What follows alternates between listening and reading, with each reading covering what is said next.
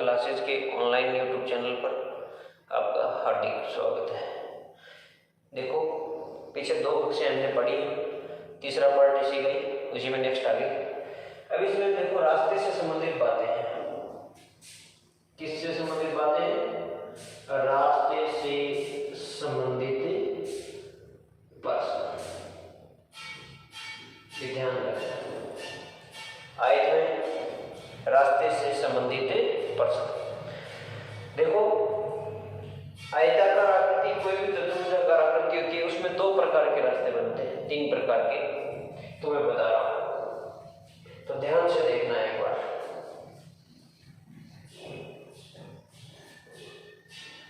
देखो, एक तो रास्ता बाहर होगा, रास्ता बाहर चारों ओर होगा, लंबाई व चौड़ाई के समांतर। एक तो रास्ता कहां होगा? रास्ता बाहर होगा, लंबाई व चौड़ाई के समांतर। एक रास्ता होगा अंदर। रास्ता कहां होगा? अंदर होगा, चारों ओर होगा। ये भी होगा लंबाई व चौड़ाई के समांतर। एक तो रास्ता बाहर होगा जो लंबाई व चौड़ाई के समांतर होगा चारों ओर। एक रास्ता अंदर होगा जो लंबाई व चौड़ाई के समांतर चारों ओर होगा। एक होगा रास्ता बीचों बीच। कहां होगा? बीचों बीच होगा, एक लंबाई व चौड़ाई के समांतर। लंबाई व चौड़ाई के समांतर। एक तो होगा रास्ता बाहर होगा, लंबाई व चौड़ाई के समांतर। एक रास्ता अंदर होगा, लंबाई व चौड़ाई के समांतर। एक बीचों बीच होगा। तो तीनों को ध्यान से रखना है। तीनों के डायरेक्ट एनसीईआरटी में दिए हुए हैं संबंध, वो डायरेक्ट सीधे मैं बता रहा हूं। यदि ऐसा कोई एक आयताकार खेल दिया हुआ है, पार्क जो भी मैदान,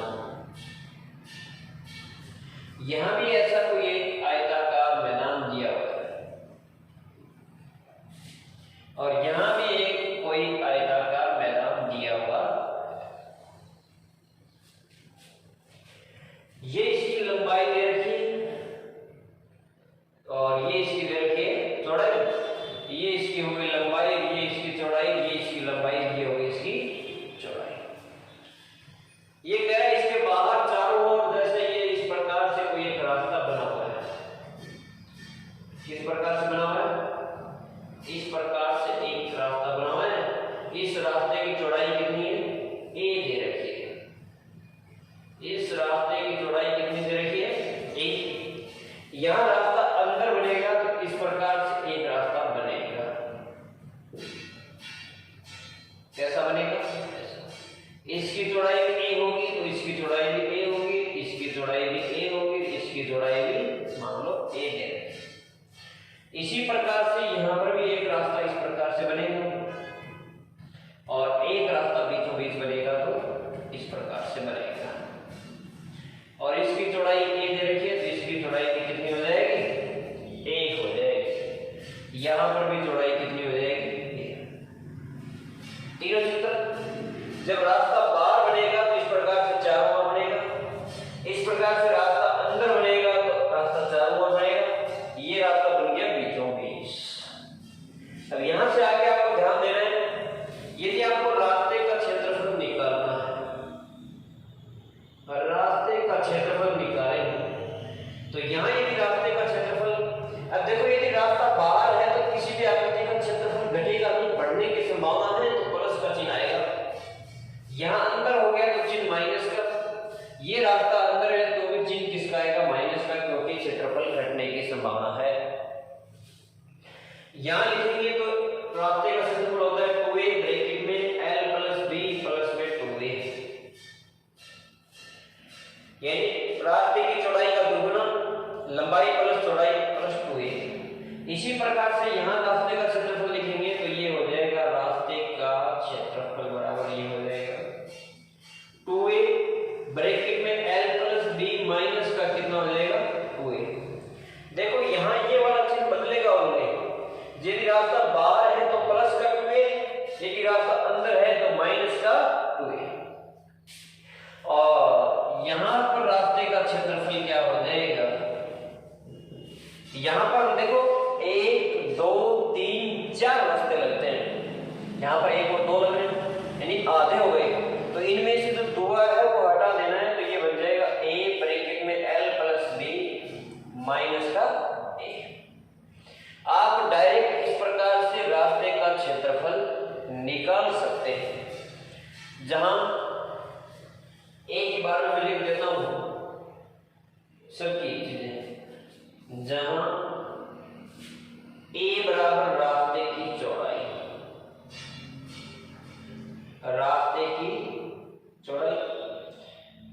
बी बराबर मैदान, आयताकार मैदान की चौड़ाई, आयताकार मैदान की चौड़ाई।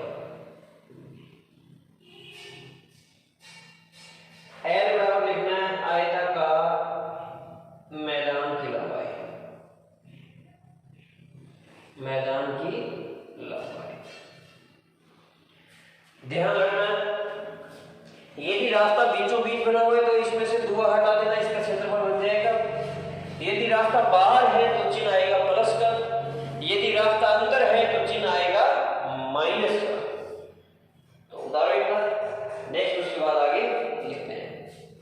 स्क्रीनशॉट लो जल्दी, हटा रहा हूं देखो नेक्स्ट आगे। इसमें आगे पेज 2% बता रहा हूं, उसके बाद आगे लिखेंगे।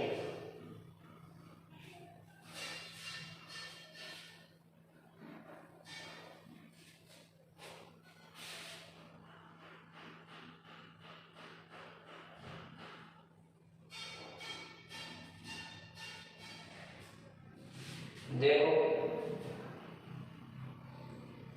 किसी आयताकार पारक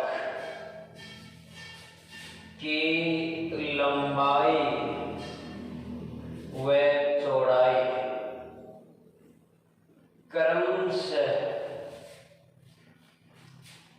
70 मीटर व 60 मीटर है। इसके बाहर चारों ओर 10 मीटर चौड़ा पार्क बना हुआ है।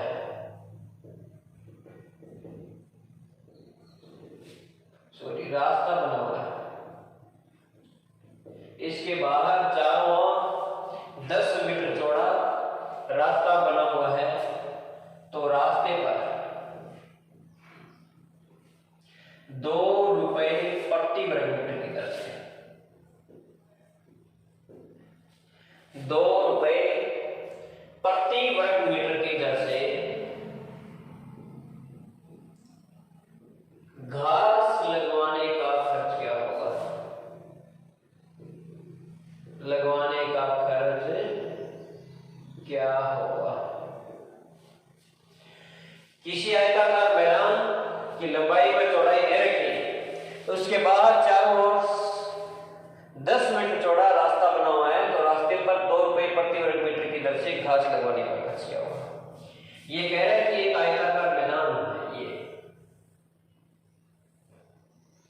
इसकी लंबाई दे रखी है 70 और ये दे रखी है 60 मीटर।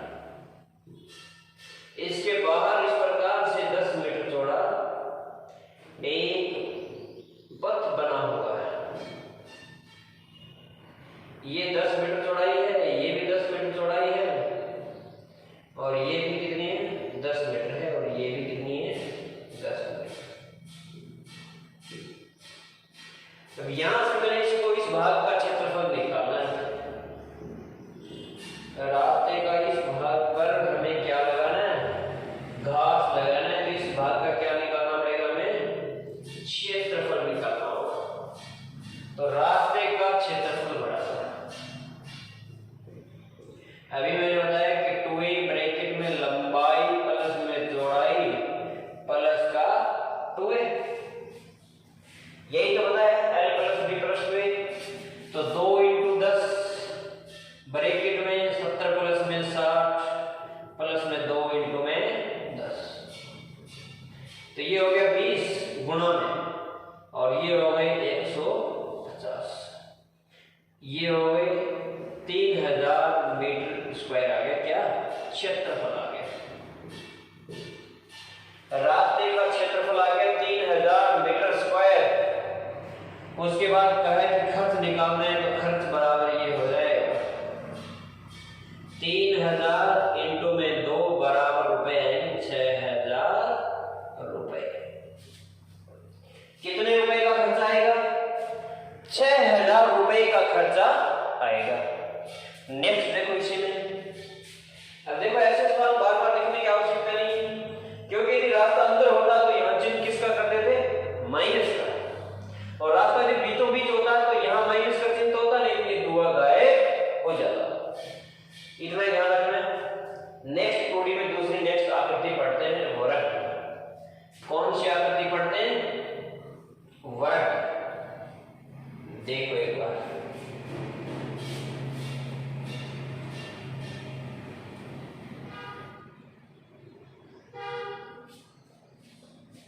देखो वर्ग।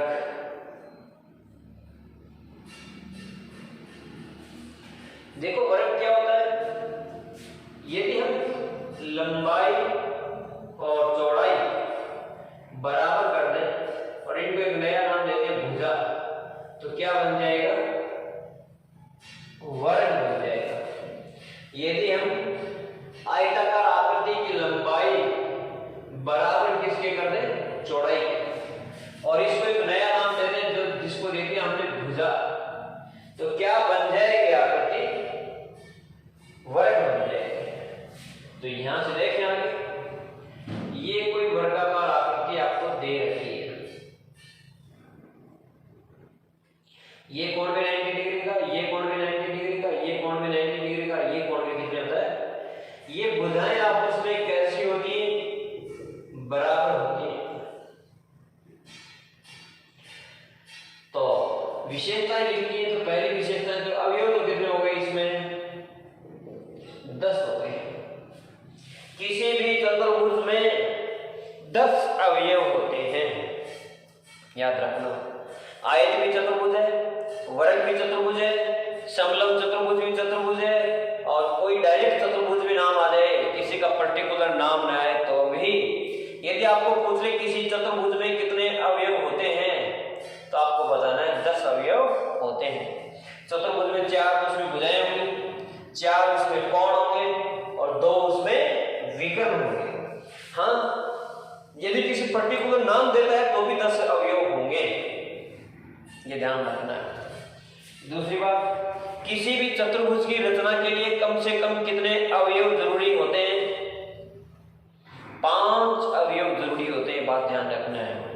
किसी भी चतुर्भुज की रचना के लिए मिनिमम कम से कम 5 अवयव आवश्यक होते हैं। टोटल 10 और जरूरी कितने होते हैं, 5। तो यहां लिखें दूसरी बात, चारों भुजाएं बराबर, वह सम्मुख भुजाएं समांतर। सम्मुख भुजाएं समांतर होती है।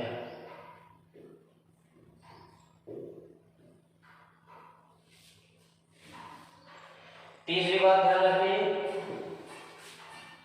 चारों कोण बराबर।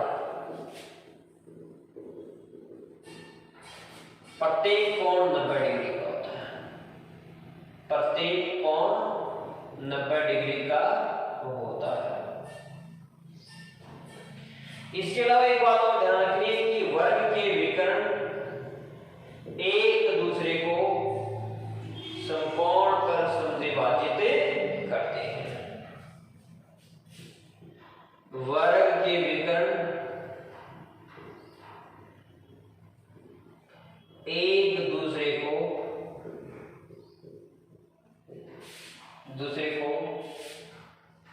समकोण पर समद्विभाजित करते हैं, समकोण पर समद्विभाजित करते हैं। तो यहां से आपको 4 बातें बताई, याद रखना है। यानी ये दोनों भाग भी आपस में कैसे होंगे, बराबर होंगे। आपस में कैसे होंगे, बराबर होंगे। ये दोनों भाग आपस में बराबर होंगे और ये दोनों भाग आपस में बराबर होंगे। तो किसी भी वर्गाकार आकृति के विकर्ण सदैव एक दूसरे को समकोण पर समद्विभाजित करते हैं। क्या आयत के भी करते हैं क्या? हाँ, आयत के विकर्ण एक दूसरे को समद्विभाजित तो करते हैं, लेकिन समकोण पर नहीं करते हैं, ध्यान रखना है। यहां बनने वाला कोण 90 डिग्री का नहीं होता है। नेक्स्ट देखो सी उतारो जल्दी। वर्ग की चारों भुजाएं बराबर, सम्मुख भुजाएं आपस में क्या होती है? समांतर। अब ये होते हैं 10, चारों कोण बराबर, प्रत्येक कोण 90 डिग्री का। वर्ग के विकर्ण एक दूसरे को समकोण पर समद्विभाजित करते हैं। ध्यान रखना, स्टेटमेंट मिलेंगे वहां लिखे हुए, ऐसा आएगा किसी आयताकार आकृति के विकर्ण एक दूसरे को समकोण पर समद्विभाजित करते हैं। सत्य है असत्य? तो असत्य। समकोण पर समद्विभाजित नहीं करते हैं, समकोण पर वर्ग के विकर्ण एक दूसरे को समद्विभाजित करते हैं। नेक्स्ट इसमें देखो, यदि क्षेत्रफल पूछ ले तो वहां लंबाई गुणा चौड़ाई था, तो यहाँ भुजा गुणा भुजा हो जाएगा, तो ये हो जाएगा भुजा का होल स्क्वायर। क्या हो जाएगा? भुजा का होल स्क्वायर। चारों भुजाएं बराबर हैं तो परिमाप क्या हो जाएगा? 4 गुणा में भुजा। विकर्ण पूछ ले तो क्या हो जाएगा? ये हो जाएगा √2 गुणा में भुजा। तीनों बातें महत्वपूर्ण है, तीनों बातें याद रखनी। क्षेत्रफल पूछे तो भुजा स्क्वायर, यदि परिमाप पूछ ले तो 4 गुणा भुजा।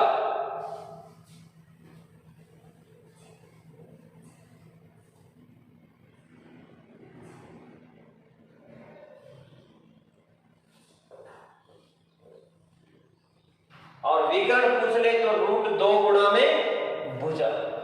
इस प्रकार से जो भी पूछे वो आसानी से बता देना है। नेक्स्ट देखो, अब मैं प्रश्न लिख रहा हूं।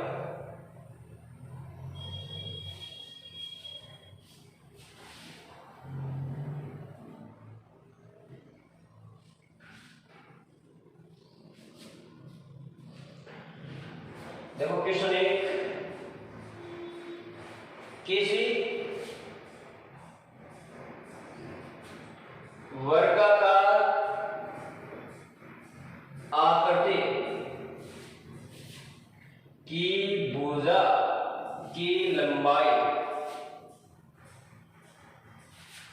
5 मीटर है, तो क्षेत्रफल क्या?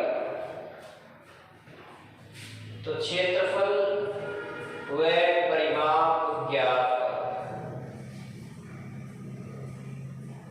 तो सॉल्यूशन अभी बताया है कि लंबाई आपको दे रखी है भुजा की, तो क्षेत्रफल हो जाएगा भुजा स्क्वायर, यानी a का वर्ग बराबर 5 का वर्ग बराबर कितना हो जाएगा?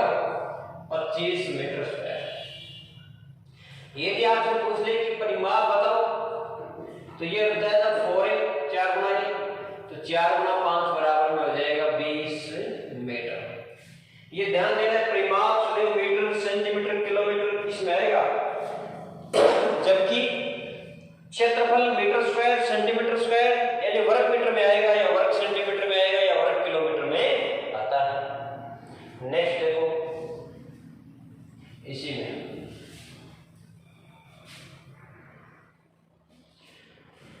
नेक्स्ट इसमें देखा, किसी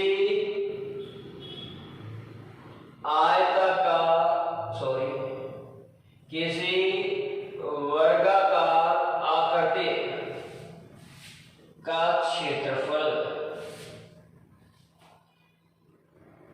64 मीटर स्क्वायर है, तो परिमाप ज्ञात करो।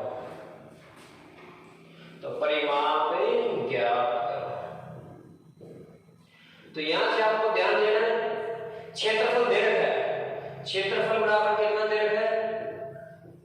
64 मीटर स्क्वायर, यानी a स्क्वायर बराबर आ गया 64, तो a बराबर कितना आ जाएगा? रूट में 64, a बराबर कितना आ गया? 8। तो भुजा की लंबाई आ गई 8। आपसे पूछा है कि परिमाप ज्ञात करो, तो परिमाप होता है 4 गुणा में 8 बराबर में 32 मीटर। कितने मीटर हो जाएगा? 32 मीटर हो जाएगा। इससे आगे यदि इसके अपोजिट पूछ ले आपको, तो भी ध्यान रखना, इसके एक और लिखा हूं सवाल में।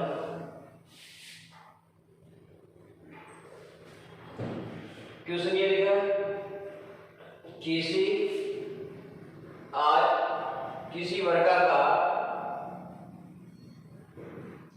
आकृति, किसी वर्गाकार आकृति का परिमाप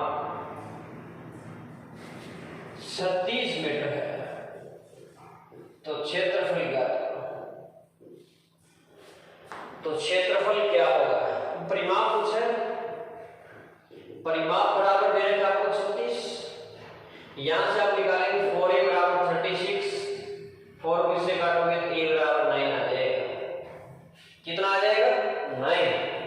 यहां से आपको पूछा है क्षेत्रफल, क्षेत्रफल होता है a स्क्वायर, तो 9 का स्क्वायर बराबर कितना आ जाएगा?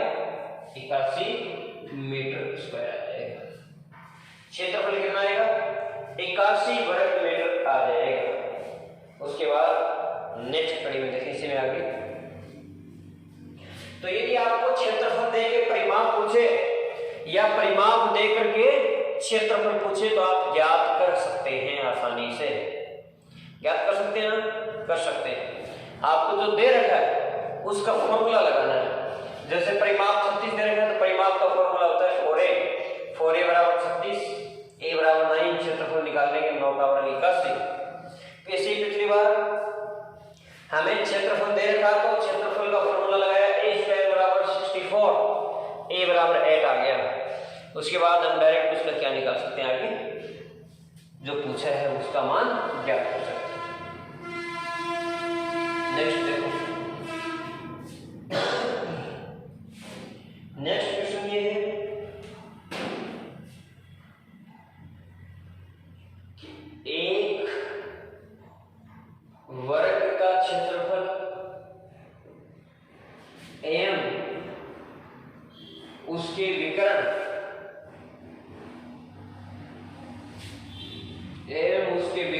पर बने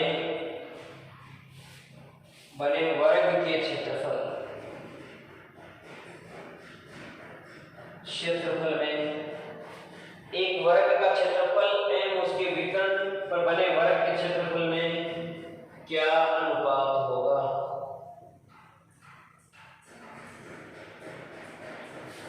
एक वर्ग का क्षेत्रफल एवं उसके विकर्ण पर बने वर्ग के क्षेत्रफल में क्या अनुपात होगा? 10 सेकंड का समय, जल्दी करके बताएं सभी क्या होगा, प्रयास करें निकालने का समय।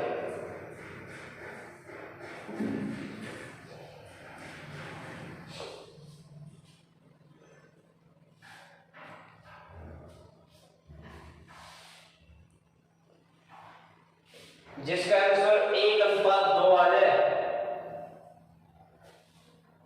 वो बता देना कितना आएगा। देखो एक बार बता देता हूं, ये कह रहा है एक वर्ग का क्षेत्रफल, यहां पर एक वर्ग बना दो, ऐसा बन गया, नहीं बना तो कोई बात नहीं, ऐसे बना देंगे, ये वर्ग बन गया। इसकी भुजा हुई ए, इसकी भुजा ए, इसकी भुजा भी ए, इसकी भुजा भी ए, तो इसका एक विकर्ण बना दिया मैंने ऐसा, ये हो गया √2a। अभी हमने पढ़ा है कि विकर्ण बराबर क्या होता है, तो √2 गुणा में भुजा, तो √2 गुणा में a, तो √2a क्या हो गया, इसका विकर्ण हो गया, हो गया। ये कह रहा है इसी वर्ग के, ये बना दिया साहब जी दूसरा वर्ग, और इसका ये बन गया विकर्ण। ये हमें दे रखा है √2a, दे रखा है क्या, एक वर्ग का क्षेत्रफल, तो इसका क्षेत्रफल क्या हो जाएगा, भुजा स्क्वायर होता है, तो a का स्क्वायर बराबर कितना आ गया, इसी प्रकार से इसका क्षेत्रफल निकालोगे तो ये भी क्या होगा, भुजा का स्क्वायर।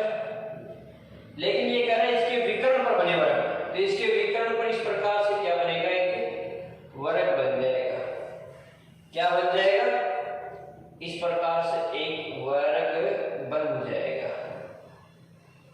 इसके विकर्ण पर भी क्या बनेगा, एक वर्ग। यदि ये भुजा √2 है तो ये भी √2a होगी, ये भी √2a होगी, ये भी √2a होगी। तो यही तो पूछा है, एक वर्ग का क्षेत्रफल m उसके विकर्ण, तो यहां पर हो जाएगा √2a का होल स्क्वायर, तो ये हो जाएगा 2a स्क्वायर। a स्क्वायर से a स्क्वायर कट जाएगा, अनुपात में कट जाएगा। यहां तो बच गया 1 और यहां बच गया 2, तो लास्ट एंड फाइनल आंसर कितना आ गया? 1:2 आ गया। तो किसी वर्ग के विकर्ण पर बने वर्ग का क्षेत्रफल सदैव उस वर्ग के क्षेत्रफल से सदैव दुगुना होता है। यानी जो विकर्ण वर्ग के विकर्ण पर बना होगा उसका क्षेत्रफल सदैव उस वर्ग से दुगुना होगा। यदि इसका क्षेत्रफल 20 है तो इसका क्षेत्रफल 40 होगा। यदि इसका क्षेत्रफल 36 है तो इसका क्षेत्रफल 72 होगा। कितना होगा? 72 होगा। तो इन चीजों को ध्यान रखना है। नेक्स्ट है, इसी में आगे बता रहा हूं।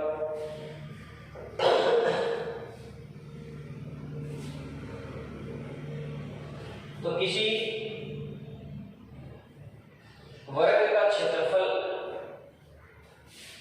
उसके विकर्ण पर बने वर्ग के क्षेत्रफल से क्या होता है? आधा होता है। यदि ऐसा कोई भी सवाल आए तो सॉल्व कर लेना, ठीक है। नेक्स्ट, किसी वर्गाकार आकृति का विकर्ण 8 मीटर है, तो क्षेत्रफल ज्ञात करो। यदि कहीं ऐसा दिया हुआ है कि किसी वर्गाकार आकृति का विकर्ण दे रखा है, ये किसी वर्गाकार आकृति का विकर्ण दे रखा है, ये इस प्रकार से दे रखा है हमें कितना? 8 मीटर। आपको सीधी ऐसा दिया हुआ है भाई, विकर्ण दे रखा है तो क्षेत्रफल निकालना हो तो डायरेक्ट तरीका होता है, ध्यान रखना। एक दूसरा फॉर्मूला विकर्ण का होल स्क्वायर बटे में होता है 2। विकर्ण का होल स्क्वायर बटे में कितना होता है? 2। तो विकर्ण का होल स्क्वायर करोगे तो 8 का वर्ग बटे में 2 बराबर 64/2 बराबर में कितना हो जाएगा? 32 मीटर स्क्वायर। यदि किसी वर्गाकार आकृति का विकर्ण किया हुआ है तो क्षेत्रफल के 2 फॉर्मूले हो गए। क्षेत्रफल का एक फॉर्मूला तो हो गया भुजा का होल स्क्वायर, और दूसरा कौन सा हो गया? विकर्ण का होल स्क्वायर बटे में 2। तो यदि किसी वर्गाकार आकृति का विकर्ण आपको दे रखा है तो आपको क्षेत्रफल पूछे तो डायरेक्ट हम उसका क्या कर सकते हैं? विकर्ण का स्क्वायर बटे में 2 कर सकते हैं। नेक्स्ट देखो, इसी में एक अंतिम सवाल है, इसका ध्यान देना है।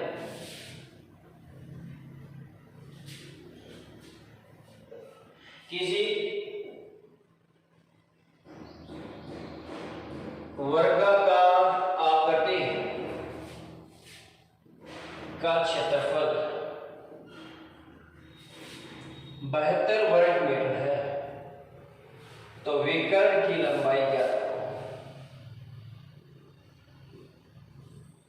विकर्ण की लंबाई ज्ञात करो। अब ऐसा सवाल आएगा बहुत आसान, हमने पढ़ा क्षेत्रफल बराबर दे रखा है 72, क्षेत्रफल बराबर कितना दे रखा है? 72 दे रखा है। तो यहां से आपको क्षेत्रफल का कौन सा फॉर्मूला लगाना चाहिए? विकर्ण की लंबाई पूछे। यदि भुजा पूछे तो भुजा स्क्वायर लगाना है, विकर्ण पूछे तो विकर्ण वाला फॉर्मूला लगाना है। 2 फॉर्मूले हैं, आपको देखना है कि यहां कौन सा लगाऊं, तो विकर्ण वाला लगा दो। ये हो गया विकर्ण का स्क्वायर बटे में 2 बराबर में हो गया 72। तो ये हो गया विकर्ण का होल वर्ग बराबर हो गया 144। यहां से आपको विकर्ण निकालना है तो विकर्ण बराबर हो गया √144, ये हो गया 12। तो विकर्ण की लंबाई